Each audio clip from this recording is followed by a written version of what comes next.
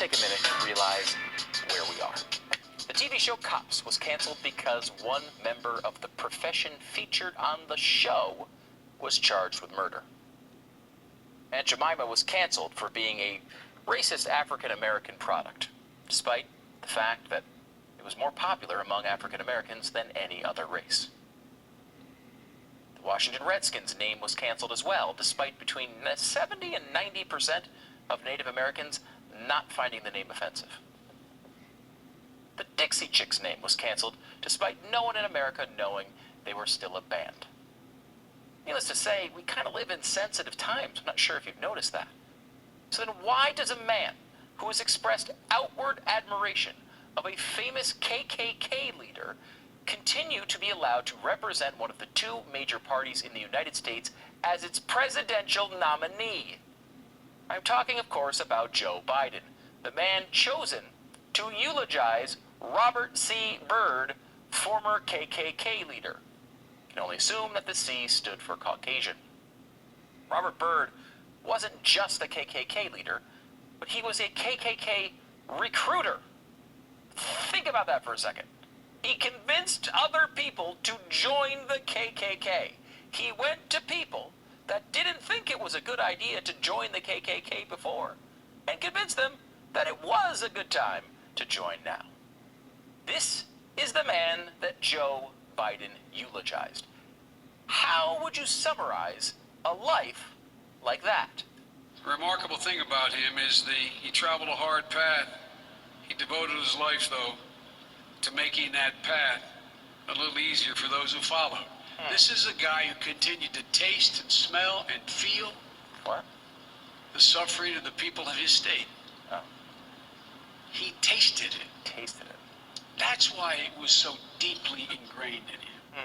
Robert Byrd sure seemed like he enjoyed the taste of certain people's suffering. Of course, Byrd wasn't always in the KKK. He eventually left as it became a tad unfashionable, but he didn't let that stop him. He continued to fight for his white supremacist ideas. 2 years after leaving the KKK, he wrote in a letter, quote, "Rather I should die 1,000 times and see Old Glory trampled in the dirt, never to rise again, than to see this beloved land of ours become degraded by race mongrels." End quote.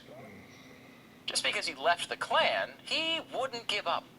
The fact that he always fought for his principles was something that Joe Biden truly admired, as he noted while specifically referring to Byrd's early years. Having to work at an early age, he had an incredible determination. Yes, he sure was determined, I'll say that. In fact, he set records for his determination. He led an 83-day filibuster against the Civil Rights Act of 1964 and even ranted for a record-breaking 14 hours against civil rights. Among his ranting was supposed scientific evidence about how black people's brains were smaller, proving they were inferior. He had strong principles, and he fought hard for them. That might be what Joe Biden admired most. But ladies and gentlemen, of course, it's more than the name we're not going to forget. It's his courage. Oh, courage. He died like he lived. He died like he lived his life. He never stopped fighting. How many people would have hung on as long as he did? How many people would have had the ability to get back out of that hospital bed and get in a wheelchair and come in and vote for this? He never stopped thinking about his people. Thinking of his people. Interesting thing to praise there, Joe. Some people would look back at this record and say it was, I don't know, racist. Some would say prejudiced. Some would, I would guess, use the term incredible esteem. If you didn't already know it, it's pretty clear the incredible esteem your father was held in. I know you've known that your whole life. Oh, I'm sure you have. Look, a record like that does not deserve incredible esteem, but then again, I'm not a member of the party of the KKK, and I've never been invited to wax poetic about a KKK recruiter. Perhaps I don't understand the culture. Eventually, Robert Byrd would mention that perhaps the KKK wasn't such a good idea. And to be fair, it only took him over a half century to deliver these deeply principled words of guidance to younger politicians about the KKK. Quote, "Don't get that albatross around your neck. Once you've made that mistake, you inhibit your operations in the political arena." As you can see, he definitely didn't abandon the public face of racism for political expediency. Of course not. He really meant that, everybody. But it was guidance and mentoring like this that brought Biden and Byrd together as friends. He was a friend, and he was a mentor, and he was a guy. Oh, isn't that nice? I sure hope Uncle Joe learned a lot from Senator Byrd.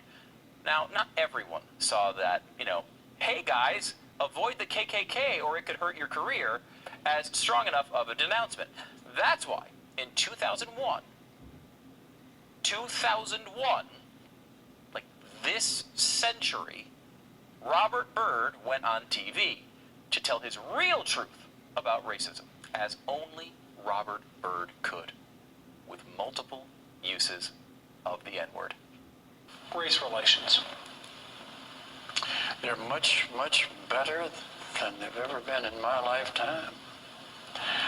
I think we, this is my personal opinion, I think we talk about race too much. Yeah. I think those problems are largely behind us. Oh, okay. That's good. I think we can all profit by our mistakes. I think we've reached a new plateau. And I think it's going to keep going upward. That's not a That plateau, understanding and race relations. But I think I just think we talk so much about it that we helped, I think, create somewhat of an illusion.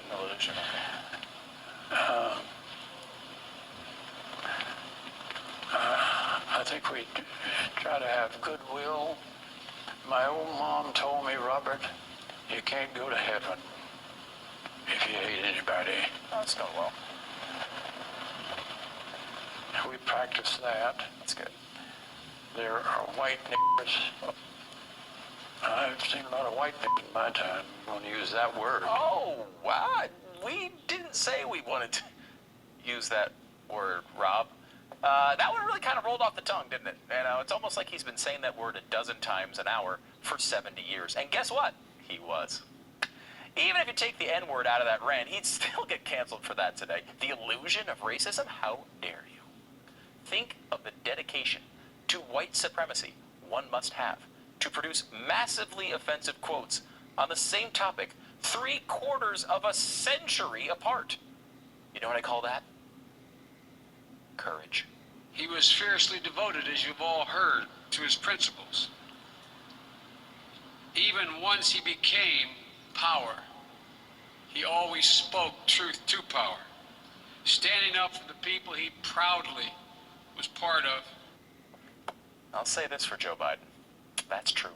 Robert Byrd never stopped thinking about his people. But to most human beings, that is a literal description of everything that was wrong with Robert Byrd.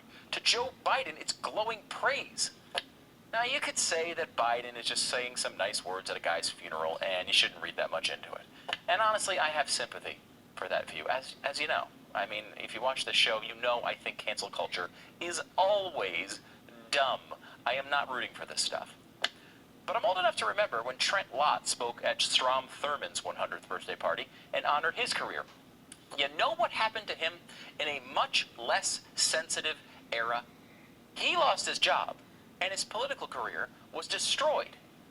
Now, in the era of pancake spokespeople getting canceled, Joe Biden is going to get a free pass for eulogizing a freaking KKK member?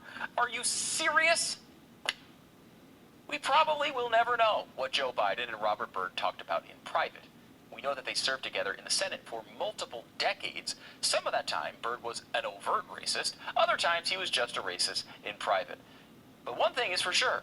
If Robert Byrd were around for his own funeral, he would have been proud that he was honored by Joe Biden, a man who constantly is saying things like this. When he was over there in Iraq for a year, people would come to him and talk about what was happening to him at home in terms of foreclosures, in terms of bad loans that were being, these Shylocks who took advantage of these women and men while overseas. Poor kids are just as bright and just as talented as white kids. Oh. In Delaware, the largest growth in population is Indian Americans moving from India. You cannot go to a 7-Eleven or a Dunkin' Donuts unless you have a slight Indian accent. If you have a problem figuring out whether you're for me or Trump, then you ain't black. Hi, Stu Bergier of Stu Does America here. Thanks so much for watching our video. Did you know you can watch our entire catalog for free? Black people, black people, black people. Once again, the Democrat Party is the true party of the KKK. The Democrat Party is the true party of white supremacy, slavery, all the rest of that stuff. The famous quote, Malcolm X, a black Democrat is a traitor to their race. Because you believe in slavery. You believe in Jim Crow. You believe in the KKK. Because you're still with the same party that believed in it and still believe in it today. You're a traitor to your race. Black man, black woman. If you are a Democrat, you're a traitor to your race. You ain't gotta like it. It's the truth. History tells you that. It's facts.